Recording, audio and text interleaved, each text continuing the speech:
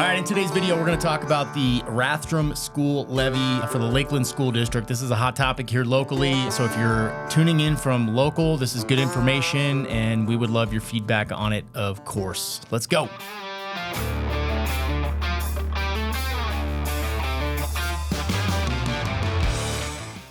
Hey, if you're new to the channel, hit that subscribe button, tap the notifications bell so you can stay up to date on all of our latest content.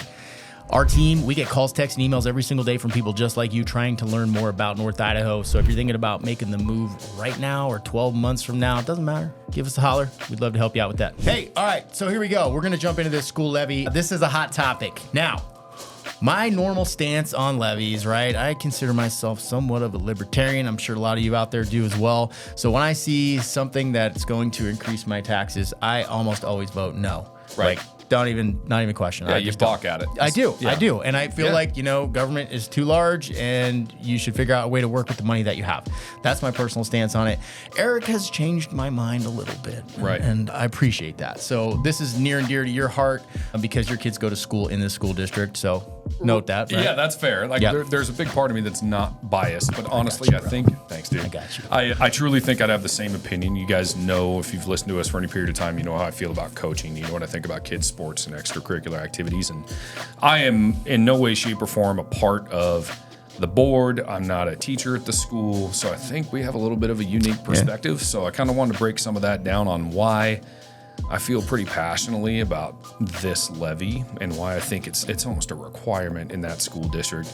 Idaho's a little funky, man. Like when they get state funded for schools, that's not for operational expenses. So they require levies just to keep the doors open. And when you start to look at Rathdrum in general, population's increased there by 41.1% since 2020. God dang, that's a lot. Over 40%. Annually, it's roughly 6.19, which is the highest in Kootenai County. There's a lot of people out there seeking alternative means for education, which, I mean, your kids do, and it's cool. Like, I'm a big fan of that. And if you can manage your lifestyle to do homeschooling and all of that, man, I understand and appreciate that too, as long as they're being raised with good values. That's a big part of it. But by and large, man, when you start looking at public schools and especially extracurricular activities, that's where we're capturing some of these kids that may not have parents that are as invested as some of you are. Yeah, and correct me if I'm wrong, but Lakeland School District is one of the better or the best school district up here in North Idaho? Testing, it's still rated the highest. Yeah. I mean, how many clients do you have that come up here and say, oh, we heard Lakeland School District test? A lot. They seek that out. And honestly, by its very character, they've kind of always done more with less. You can tell when you walk through the schools. There's no like big nice archways or brand new football fields or anything like that. And I don't want people thinking that these levies are there to secure that.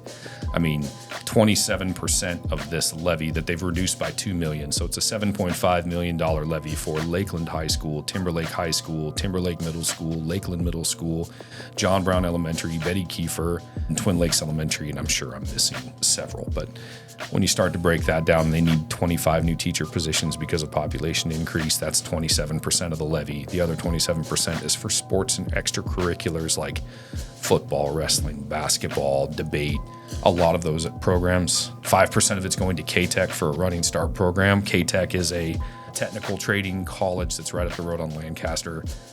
I have my own opinions on technical schools vice traditional college. I'm a big fan. Yeah. Go out there and learn a trade until you know what you really want to be when you grow up. Some of us still don't know what they want to be when they grow up. Can you imagine? I went to college and I came out with a degree in English and a minor in underwater basket weaving. And it's been useless for me my entire life. But if you came out of KTECH, for example, and you get a job as a lineman. Yes. Or a welder. Yeah, or diesel mechanic.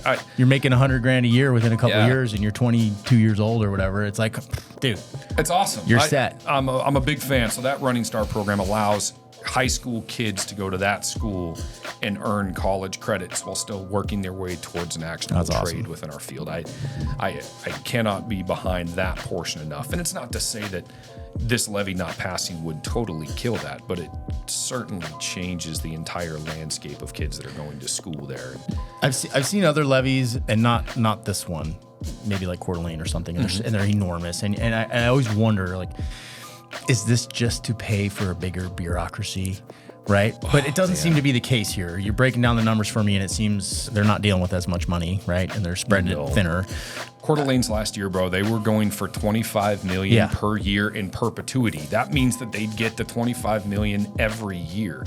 That's the one that didn't pass. And there was a part of me that was even looking at that and going, man, that's a lot to kind of be manipulated. I'd like to know where that money's going. I'd like to get Doge in here. Yes. And dial it in. But this one is a lot more reasonable. What's it break down to cost per house? That's going to be the number one question. Or people are going to be like, how much are my taxes going to go up? Right. So if you take this was median house price in 2024. It's roughly $424,000. And if you get the homeowners exemption, that drops at $150K. So the total for the year would be $272 annually, which breaks down to about $23 a month, which, man, I still think about it from a cop's perspective, right? And I talk about return on investment.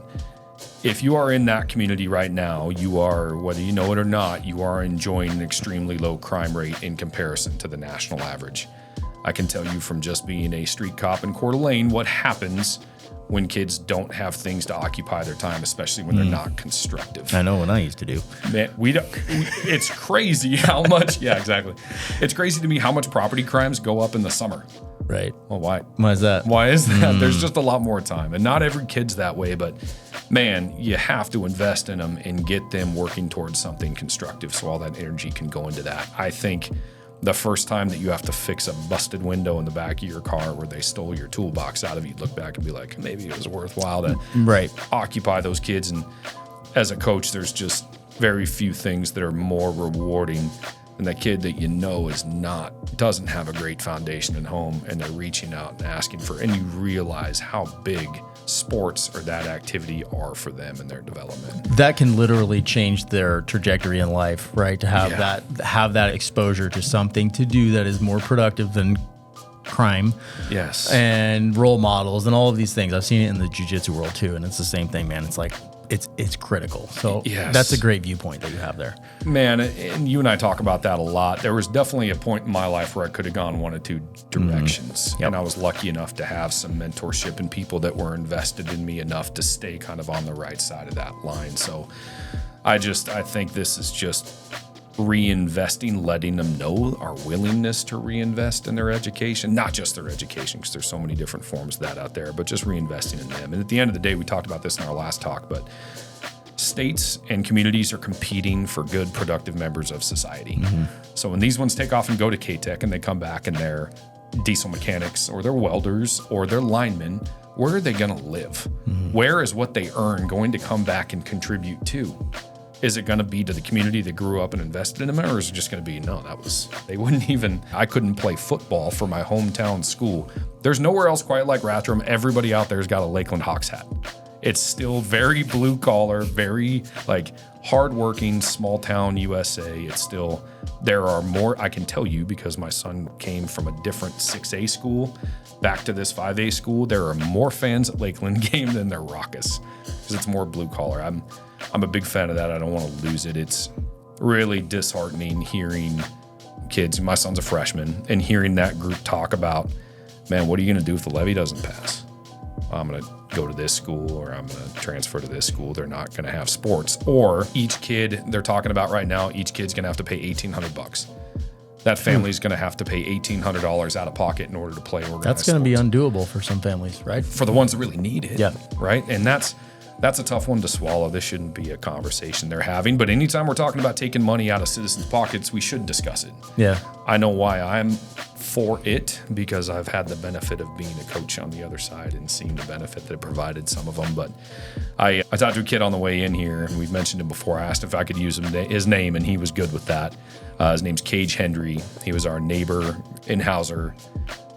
He was very much a Lakeland kid, born and raised out there. He was a wrestler, competed in state multiple times, always finished up or near the top. Really good football player, tough kid, blue-collar kid, would cut neighbors' trees down, knew how to operate heavy equipment, joined the Marine Corps, did 3 deployments overseas. When he came back, he started an excavation company called the Green Line Excavation.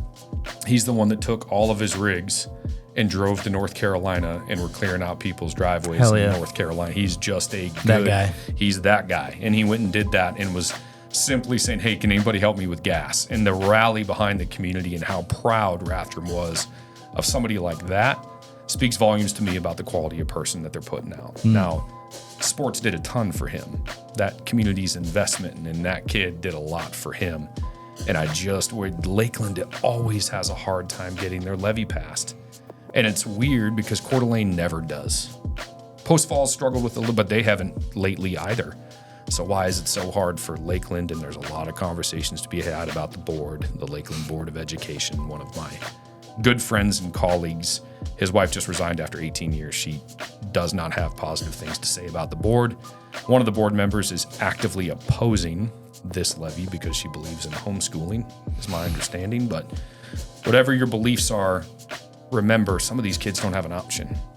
Right. Homeschooling is awesome. We did it for years, but it doesn't work for everyone because the parent, at least one of them, has to stay home, and that's not always doable. So it's not an option for everybody. Or in all fairness, brother, the parent that's staying home, they're still better off in school. Yeah.